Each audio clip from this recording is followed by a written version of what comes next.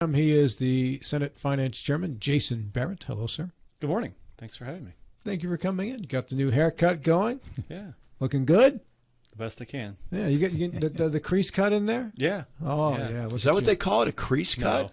No, it's a hard part, but it's a hard part. Grandpa over here. I'm not a granddad yet, but I do have a grandpup. Well, there you go. I got my son's dog. Yeah. Mr. Miller, you wanted to bring something up. Hey, money in college athletics, right? You got to find it from somewhere. They've gone too far. Did you see the article yesterday? Oklahoma is offering, and I didn't read all of these offerings, but what they're calling Sooner Magic Memories, where fans can pay for these special opportunities. One of them is you can pay to have you and a friend sit in on the post-game press conference. Did you get a press pass? Yeah. Are you ready? $692.11 for the September 6th game between Oklahoma and Michigan. And for the Southeastern Conference home opener against Auburn, it's a little cheaper, $576.86.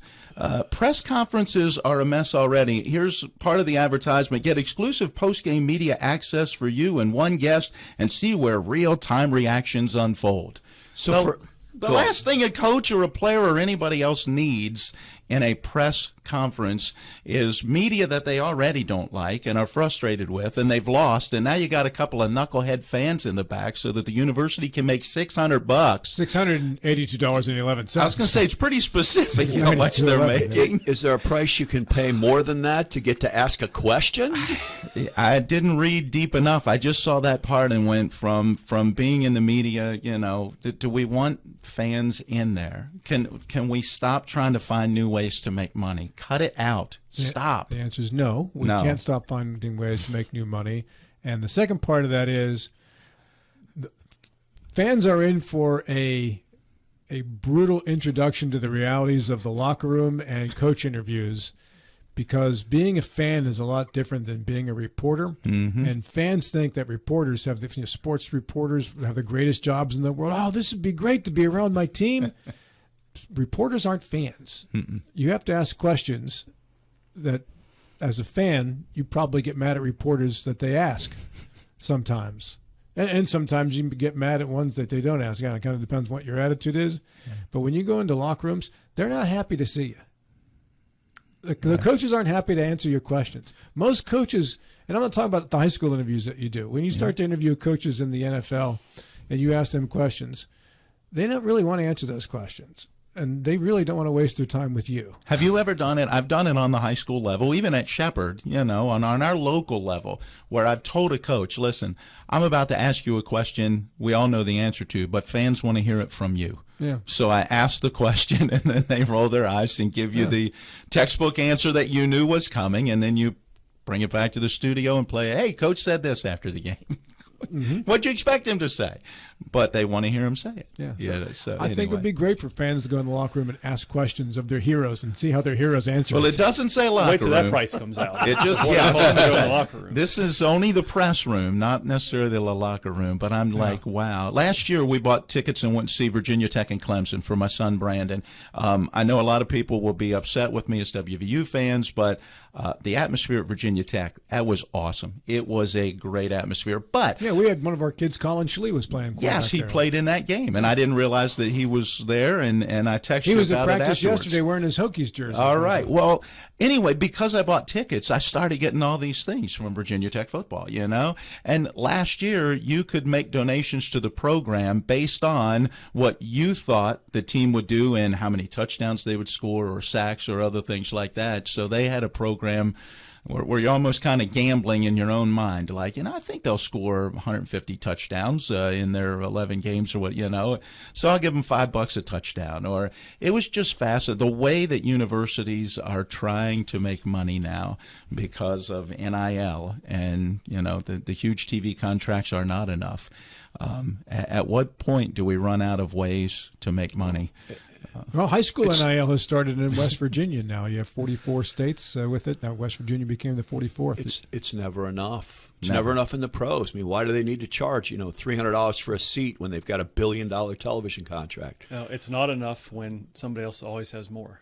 And so there's always a race to catch up to who you're behind. You're a season ticket holder with the Steelers, right? Mm-hmm. What did your tickets start out at, and where have they landed? That's a great question. How many years have you had them?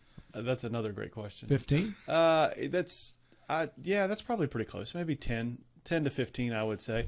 I think they've probably gone up maybe 30 to 40%.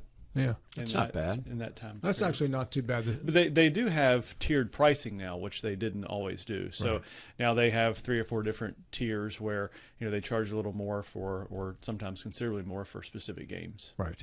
And I assume that you don't go to the night ones as much as you did when you were younger. Now that you have children, that's right. But typically, those are the ones I can sell for the most because it's usually a primetime game, usually a pretty good opponent, and people like to go to evening games. So. I think 80% of the Steelers' season ticket base is out of the metropolitan Pittsburgh area, out of state even. Yeah, I don't doubt it. I heard the Steelers games are the cheapest ones to go to because of that. I know a guy who what he does is at 6 a.m. on Sundays when they have a home game, he goes on the fan sites, and there's so many people dumping tickets because they're older season ticket holders who it's too cold, they don't feel like driving in, and he picks up great tickets at half price and then heads out. Good way to do it. I don't sell mine at half price. Well, no, but you're not dumping them the morning of the game. You're planning ahead. These are people where they decide, hey, I'm 70 years old. It's 20 degrees out. I've had enough. I've had enough. I'm selling. Yeah. Jason's a business major. He didn't dump profits. Although it is getting harder to sell them for a profit with the product they're putting on the field. So I know Steelers fans, we're so spoiled. We complain about 10-7 in the first round playoff exit. Yeah, there's a lot of franchises the that would love expectations that. are much higher than Bears fans. I mean, that's pretty safe. We're happy if we just win a couple of games. Speaking of money, and I was there at the Redskins game when they had the Hail Mary pass. Oh yeah, my son still refers to that as the worst moment of his adult life. I said to him right before, I was like, "Hey, we got it." He slaps me in the arm. He's like, "We don't have it. Shut up." So and then it happened, and I'm like, "Ooh." He was right. How old is he? He's 25. He's just tell him there'll be a lot worse things. I know. Well, he just started at WVU Law School this week. He's going to have worse things this year. Yeah, that's a great point, by the way. Life's gets way worse. Jason, let's talk money and PEIA. Sure. We left off with Mike Hornby, Delegate Hornby, and the September potential special session. They're whipping votes, he said, in the House toward the governor's plan, but have not yet had a chance to actually read the bill. What's the status in the Senate right now with where Governor Morrissey wants to direct PEIA, what you know for a fact, and what you would vote on? Well, there's been ongoing conversations for a number of months now between Governor Morrissey, members of the Senate, members of the House, and we've had several really good meetings, and the governor has really talked about collaboration in these meetings, which is nice to hear. And the governor sit down with us for hours at a time to talk with several members of the House and the Senate, and so I think that we're now talking about some of the things that he is proposing. I think that there's still some room that we can negotiate and try to figure out something that we can all agree to. But as of now, there's no agreement in place at this point. But I think it's a little early to say that we should be there. But we have met with him and talked over some of the potential changes to PEIA. And we're now doing kind of the same thing the House is doing, talking with our members to see what they will and won't support. I know you can't get into any specifics yet, but in general, what are some things that you would go for in terms of changes for PEIA? Well, I think that, and I think you heard the governor on this program a number of weeks ago talk about potential fraud in PEIA, and should there be a fraud unit to ensure that because we're using tax dollars, obviously, as an employer, but to ensure that the money is being spent appropriately, that it's going to the places that it should. Similar, we have a Medicaid fraud unit, and I think that having a fraud unit for PEIA makes a lot of sense. At the same time, we have to. That's not free to set up a fraud unit, so we have to. What I've asked for is a fiscal note from PEIA to get an understanding as to what expense setting up a fraud unit would be, and kind of what they expect. And I know it has to make a lot of assumptions on this, but what kind of savings would we see if we're able to identify fraud? Is the PEIA board, do they have any duty or responsibility regarding monitorization of fraud? They do some of that, and some of it I think I think an easy example of fraud, I think could be viewed as fraud within PEIA is right now there's a surcharge for families that the spouse, who is the spouse of a state employee or someone on PEIA, if they're offered insurance at their place of employment, there is a surcharge that the state charges them. But that is kind of self-reported, and I think there are some checks in there that PA has to ensure that the spouse and the employee is being honest about whether or not the spouse is offered insurance at their employment. Now, there may be some examples where people aren't 100% honest about that and therefore avoiding the surcharge. And I think that's one easy example to explain where there could be potential fraud. There are a lot of places that they can change PEIA. I mean, it's been about 20 years since they allowed county governments, city governments, nonprofits to have their employees in PEIA. Where do you stand on that, on having those people in what was set up as a plan for state employees? Well, I think that the issue that we're having with some of the nonprofits and local governments that are in the PEIA system, now they pay for it. The state doesn't right. pay for that, but they're at 100% utilization, so that all of the dollars that they pay into PEIA is essentially being spent out on their benefit. And so when you do that, then you have to think about the 3% administrative cost. And so really I think the plan should be set up that if the state is allowing local governments, nonprofits to be involved in that, they should be paying more than they're using. And so they should be helping to subsidize the state plan, not the other way around. And I think because of that 100% utilization, then you factor in the administrative cost. There's probably it's probably costing the state a little bit of money. Now there is that Plan C that a lot of counties have been smart enough to utilize. And then include a health savings account within their plan, and that is really kind of skewed those numbers to that 100%. So there may be some changes administratively done to that. There are a number of counties, larger counties typically, that are self-insured and don't utilize PEIA because they're so large. And essentially what people always talk about PEIA, and PEIA is a self-insured plan by the state, not because it is a government-run health plan. I mean, we're doing it as an employer. I think most employers that are of the size of the state of West Virginia in terms of employees, they're typically self-insured, right, because it makes a lot of fiscal sense to do that. What is your opinion? Do you think the city and counties should be on the and the nonprofits should be on the state PEIA plan?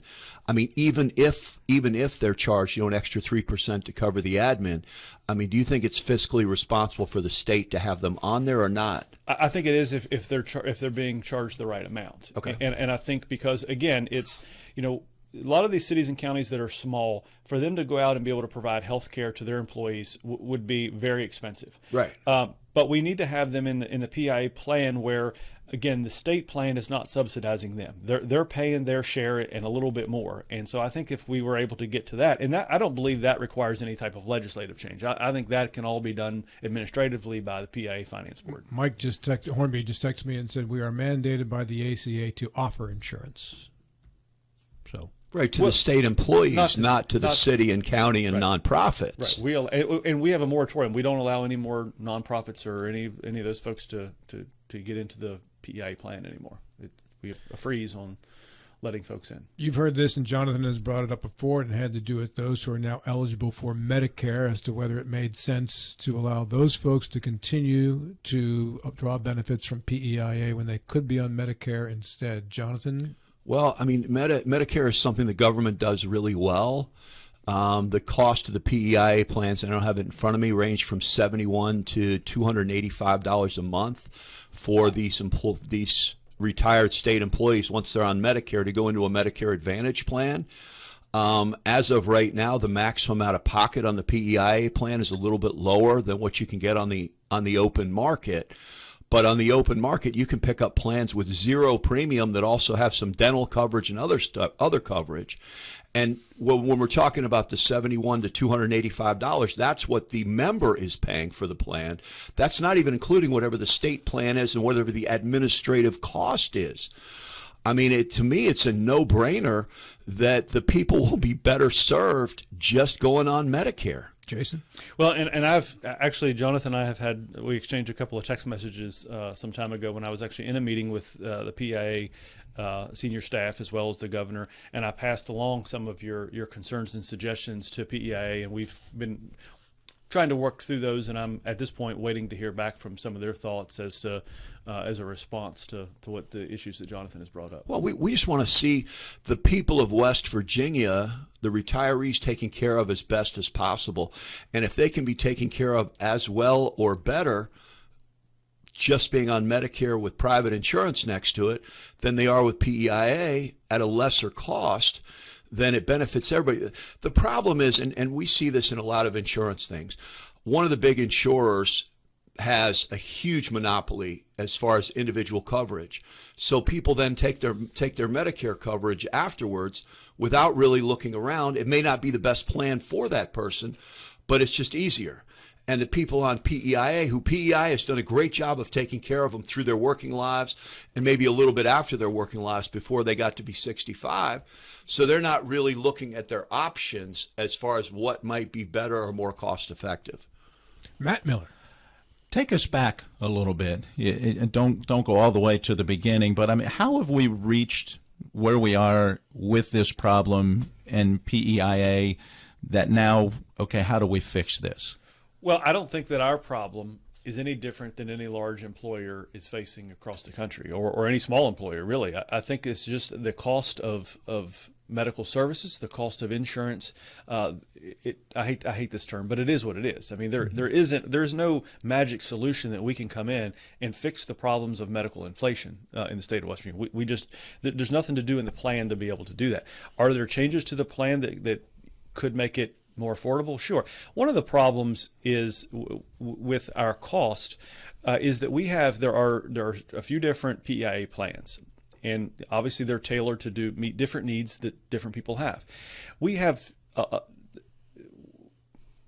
done a good job at PEIA, and it's hard to be critical because it's not an easy thing to do, is educating the employee as to which of these plans is best suited for them, and giving, you sign up, you get hired by the state of West Virginia, you go to HR, they give you an 80-page booklet on PEIA, and expecting the new hire to be able to read through that, understand all that, and pick which plan is best for them.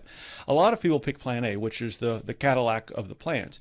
Well, you get someone that's a new hire that's young and healthy, that plan probably isn't the best one for them. Single right out of college, first job. Right, and so there are better plans that are suited for some people, and the education there from PEIA and what is being offered to the employee, there's a gap in there. And so that's one of the things that the PEIA Finance Board and the PEIA Director, they have identified that, and I give them credit. They're aware of the issue, and they are going to make some type of campaign within HR and within the employees of West Virginia to make sure that we can get these folks on the right plan that will obviously benefits them, but also benefits the state's bottom line. Well, PEI is very important to the state. Mm-hmm. I mean, it's very important that we provide really good health coverage at an affordable price to our state workers, our teachers, and everybody else.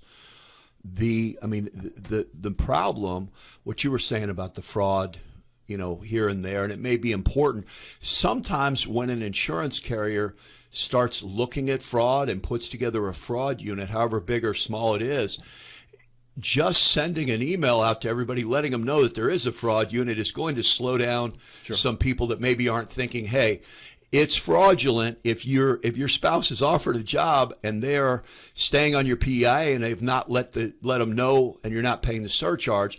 You need to let them know now. We have this new unit out that's going to be looking for that. Especially if the penalties have teeth in them. Right, exactly. And that will eliminate, because a lot of the fraud is probably it's not even intentional fraud. A lot of the fraud is probably just people not even thinking. Like you said, they get an 80-page booklet, they're not paying attention. Sure. They're like, what do I do? Okay, I'm signed up, my spouse is signed up. 3 years later, your spouse gets a job that offers health insurance. You're not even thinking about it. Right. How much does the health issues in the state of West Virginia and a relatively small population play into being able to get the type of insurance coverage that we might like in the state compared to other larger states? I think we have the type of insurance coverage that we want. Okay. I think that we don't particularly like the price, and I think that comes back to your point that we are, largely speaking, an unhealthy state, an overweight state, and so, I think that comes back to, doing what we can to make sure that people are eating healthier food. Mm-hmm. And I think that starts in the school system. And I think that's one issue that I plan to take on this year in the legislature, because, and I think, we haven't talked about it on the show, on the Friday show, a couple of times I've been on, and I thought about bringing it up, where SNAP benefits are no longer going to be used for sodas. And I think that is important because, what happens is that we have a SNAP benefit that people qualify for. They've played an important role in a lot of people's lives as getting a hand up to be able to, to better themselves and be able to feed children. But at the same time, when the taxpayers are paying for that, and they're paying for people to eat unhealthy foods, and then those same folks end up, let's say they get on track and they now work for the state of West Virginia. Well, now they're on PEIA. So now taxpayers have paid for food that make those folks unhealthy, and now we're going to pay for the insurance to deal with their medical costs. Or they end up on Medicaid, where we're in the same boat, where the taxpayers have paid for unhealthy food to make these folks unhealthy, and now we're going to pay for their Medicaid, their insurance, to deal with the negative side effects of eating and drinking soda all day long. And that affects the employers too, and I'd like to talk about that when we get into the next half hour. I'll put that note on the log here. Put it on the log. As noted, sir, by Etch Mr. it. Bodwell. Etch it into the log. Our guest is Senator Jason Barrett. He is the Senate Finance Chairman. And Mr. Bodwell, you noted that you wanted to be able to bring up a point about insurance companies. Well, yeah, I mean, and on the individual side, you're talking about wanting to make us a healthier state and not having people not be able to have soda on SNAP, which I think is great. Because, I mean, I know I get pissed off when I'm at 7-Eleven and I watch people using SNAP benefits to shop at 7-Eleven, which I don't think 7-Eleven should be a part of SNAP. That's just me. Because I think people need to buy healthy foods with that. I mean, our state needs to eat healthier. It helps us all. Longer life, better life. But employers, I mean, one other way that we can attract more employers to this state, health insurance premiums on the individual side and on the group side. Mainly it is Highmark in this state, and Highmark's not doing anything wrong. We have a very unhealthy state, so insurance rates, I pay 50% more for my insurance, and I have an individual plan, than I would if I went over the border and I lived, 10 minutes away from me in Winchester, or 20 minutes in Winchester. I would pay 50% at least less. And I know there are many employers, that's a cost they look at when they're looking at starting a business or bringing a business into West Virginia. There has to be a way that we can get those costs under control, both on the individual health side and on the group health side. We pay so much more than they pay in other states. What do you think about them apples, was Jason? there a question there, Senator? The question is, what the heck can we do to, I don't know, maybe attract another insurer to come in? On the West Virginia marketplace, we have Highmark and we have CareSource. So we basically have Highmark and then a carrier nobody's heard of. I mean, what can we do? You go over the border in Maryland or Virginia, they've got 4 or 5 choices. It all goes back to the unhealthiness of West Virginia, which Senator Barrett brought up, and I'm just sort of jumping on. Well, and you look in West Virginia, and there are, we have so many people on Medicaid and so many people on PEIA. The pool is not as large as it probably should be for people that want an individual plan. Is it like 60%, I think, or on PEIA or Medicaid? It's up. It's beyond half, is it not? Yeah. Well, it's significant. And for PEIA, it's important. I mean, it helps PEIA keep their premiums down because they are such a large insurer in West Virginia. that it enables them to have a lot of power when they negotiate with the hospital systems, the doctors and stuff like that, where they are able to keep the prices that they're charged down, which is a good thing for PEIA, because in other states, the state insurance doesn't have the same kind of power. Sure. I want to talk to you about the state Supreme Court, Mr. Barrett, and some Lovely. things. Lovely. Your enthusiasm for this topic is stopping the bus here.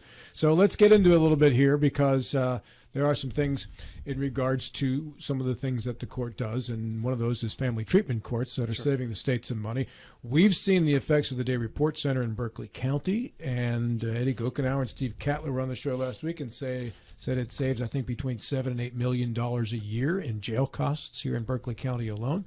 Talk to me about the state Supreme Court issues. Well, the Supreme Court has notified circuit court judges that they don't have money to continue to fund the family treatment court. And I've heard from a lot of circuit judges all over the state have called me and say, this is incredibly important. Why did the legislature cut funding to the family treatment court? And that's actually not what the legislature did. And so every year, agencies have reappropriated money from the previous year to the next year, and some have more than others.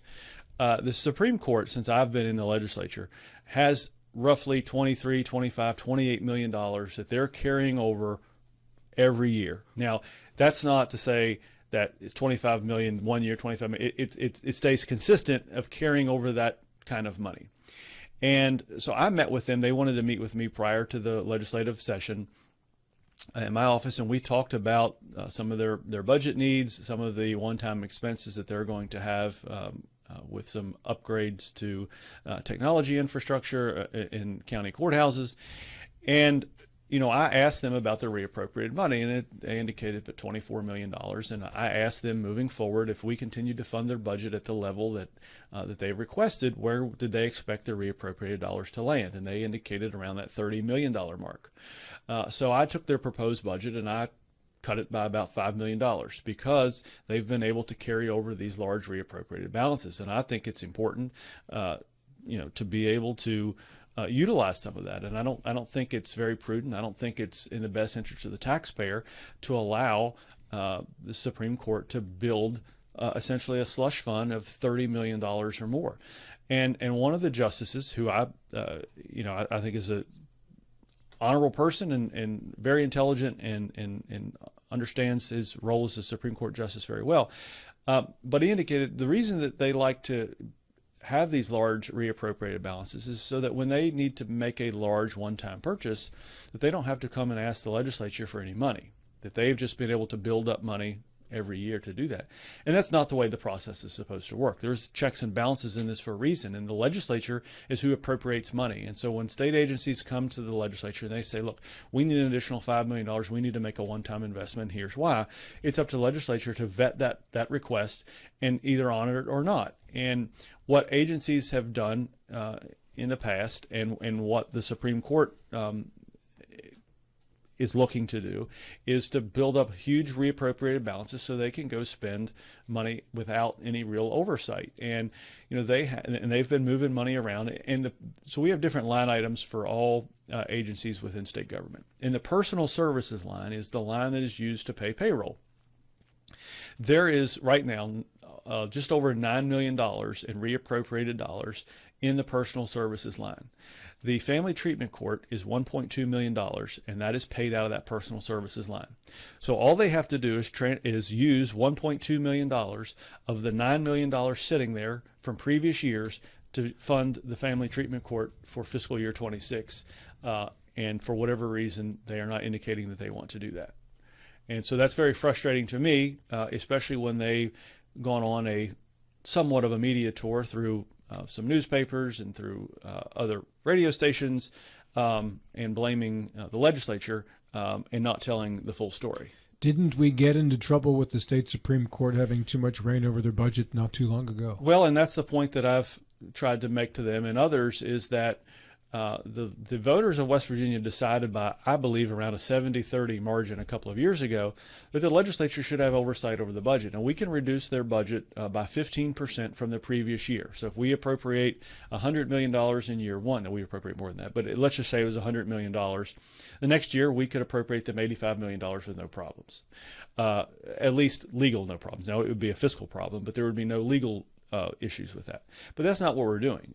Really what we're doing is we're appropriating them about the same amount, or maybe just a little bit more than what they were appropriated last year. Now, their increase we didn't fund, and the reason I didn't fund it is because, again, they have $30 million in reappropriated that I think they should tap into that money to be able to fund the $4.8 or $5 million gap that they have from what we funded them, what we appropriated to them from what they requested. And if they have these large one-time expenditures that they want to go out and do, we didn't give them the money to do that. And so that's the way the process works. And these guys and lady now, they've been around this process long enough to understand it. And if they don't understand it, then I'm happy to teach it to them, because this is the way the process is going to work. Mr. Miller. So you have the authority to delegate, because it is your responsibility, the finances, but you have no say on how the Supreme Court then uses that throughout the judicial system in the state. Well, because the money is put into personal services, then they can use the personal services money for salaries. And so if they decide that they're, because the 26 appropriation wasn't what they believe to be the full amount they needed, they can, make cuts to that and decide not to fund certain things within personal services. So they have the right to do that. Now, there's a way around it next year so that they can't do this to the Family Treatment Court, and that's the route I'm going to take for next year. But again, they have that $9 million, and they claim to be $1.2 million short of family court, and they have $9 million just in the personal services line item. They have there's a category called other assets, and which is where they've been dumping money or transferring money into other assets. That line item, we funded $80,000 a year. They have $16 million in it. So it would take 200 years of $80,000 appropriations annually to build up that $16 million. So they are moving money into that. And I anticipate that's where they're going to withdraw money to make some of these one-time purchases that they want to do. What are some of the one-time purchases that well, you've heard about? It's that system for the courthouses, and I'm not saying that it's not warranted. I think it's probably a good investment. But at the same time, when I met with them, that, hey, we're going to put part of it down, we're going to finance it over the next several years to pay for all that. But they didn't ask for any appropriation, and it's because they've been saving money year after year and for 200 years. Well, not for 200 years, but they've been appropriated more money than they've been spending for a number of years, and they've let that build up, and now they want to go spend that however they see fit without any oversight from the legislature. And again, 70% of the voters decided that's not the way this process should work. So what is your recourse? Well, I think that bust the line items out. So that next year, if you see the Supreme Court's budget, you might see a $1.2 million for the Family Treatment Court, and then they won't be able to transfer that money out of there, and so it will be used for the Family Treatment Court. And so we can break down personal services line further than it is now. So them taking that out, what is that going to do to the state of West Virginia for the coming year, not having that money into the Family Treatment Court? Well, and I don't know all the ins and outs of the Family Treatment Court. I've heard from a number of circuit judges that it is very important, and so that's the kind of the caseworkers, the people that operate and help the different families. What's being not spent is money to the salaries of those people that are helping these families go through the process of Family Treatment Court. Okay. So they're asking, the court is asked circuit court judges to ask for a supplemental appropriation to appropriate another $1.2 million to the Supreme Court to use for the Family Treatment Court, and I'll contend that they already have it. They have plenty of money to be able to utilize the $1.2 million, and it's about priorities. If it is the priority that circuit court judges believe it is, the court needs to make the tough decision and figure out the $1.2 million. But when you have a pool of $30 million, finding 1.2 shouldn't be that difficult. How many Supreme Court judges are there? 5. 5. That's what I thought. And what's their term? 12 years. 12 years. Okay. And there was one that just Justice Walker just resigned, and now Justice Ewing has been appointed by the governor. So we have a new Supreme Court justice in West It's a good amount of judges, though, to be able to hear cases. Five's a good number. And it is those justices who set that budget plan and where those finances go. They have obviously staff that deals with, these folks are lawyers and they're not accountants and are mathematicians, and I don't expect them to be. But they do have staff that handles. They have an administrator. They have I don't know what the office is called, but it's like a CFO. Somebody that handles the finances. But then ultimately they agree to it. Right. That's right. Yeah, so someone puts it together, they look it over, and so they have the opportunity to keep the family treatment court going or not. Absolutely. Yeah, absolutely. What is their overall budget, roughly? It's in the 160s, I think. 160, 170 off the top of my head.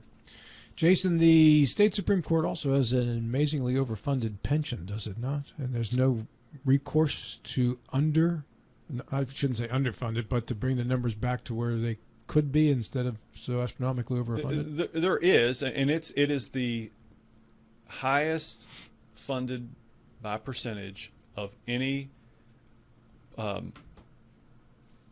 public retirement plan in the country. I think it's something like 245, 250% funded. Right. So that if every judge that is eligible to retire and would earn their retirement, if all 100% of them retired, there would be enough money to pay them, and there'd be 150%. So we could do it 2.5 times. But yet you still have to contribute to that fund statutorily. So why are we wasting money with and one of the things that the circuit court judges actually this year came with a plan to give them pay raises. Now, of circuit court judges across the entire country and including our territories, West Virginia's circuit court judges are funded at the 53rd highest rate. So they need a pay raise without question. And one of the ideas that they brought to us was, let's do a contribution holiday for our retirement system. So the state do not contribute any more into that retirement system, and use that money then to pay for some pay raises. And that would happen until the retirement plan was funded at 150%. And so we did that, and that bill passed the House. It came to the Senate, and I removed the magistrates out of it because that was going to cost general revenue money from the state, and the retirement plan, the judicial retirement plan that is paying for some of these pay raises, magistrates are not in. They're not eligible. So they didn't contribute any into that plan, and that's why I thought it was appropriate. Now, a bunch of magistrates pissed off at me across the state, and that's okay. But if they actually understood the rest of the story, they would understand that the reason that I did that is I don't believe that the judges that paid into the system, we should be pulling money out of their pension to pay for someone else's pay raise. If magistrates deserve a pay raise, that's a different conversation. It was not appropriate, in my view, to put it into that bill. The Martinsburg Library, you had $1.5 million in there for them for their HVAC system and other repairs, I guess, that they needed. That was reduced to $1 million by the governor. Has that money been distributed yet? It has. I don't believe it's been distributed yet. One of the things that we did in the legislature this year was take arts, culture, and history and put it under the Department of Tourism. So Chelsea Ruby is our Secretary of Tourism, and now arts, culture, and history. And libraries are under arts, culture, and history. And I had a conversation with her, I'd say probably 3 weeks ago at this point, just trying to get an idea of when that money would be available. And she's getting back with me, and actually I need to follow up with her about that.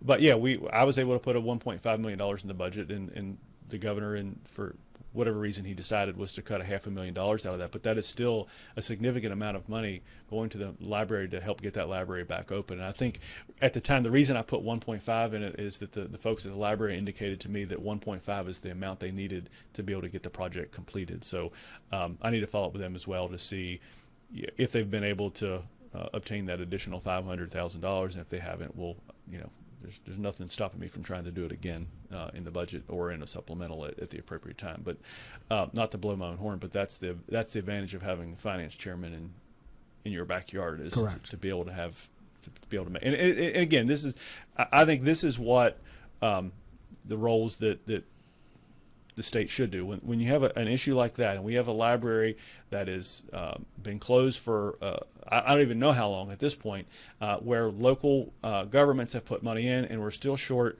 I think that's an appropriate place for the state to step up and do that. You know, when the Morgan County Courthouse burned down a number of years ago, there was money put in the state budget to be able to do that. There was $1 million put in the budget this year for the Clay County Courthouse. So, I mean, we have a history of doing those things, but you got to be able to have the influence and the stroke to be able to make it happen. Well, the county seat in the second largest county in the state should have a library. Yeah. I mean, color me crazy, but you know, I think that's kind of important. Yeah. Do you know how much over budget that has gone because of the asbestos and the removal and all of those elements? I don't remember that total, but I mean, it was significant. Oh, yeah. And that's, you know, that really was an unforeseen expense that you know, they're having to deal with. And so I'm doing everything I can to make sure that we can get enough money from the state to be able to complete the project. And once it's done, we'll have a library for 50 years. That's right. Or until the HVAC system goes out again. At least there won't be any more asbestos, though. Yes. Hey, back with the final minute with Senate Finance Chairman Jason Barrett right after this.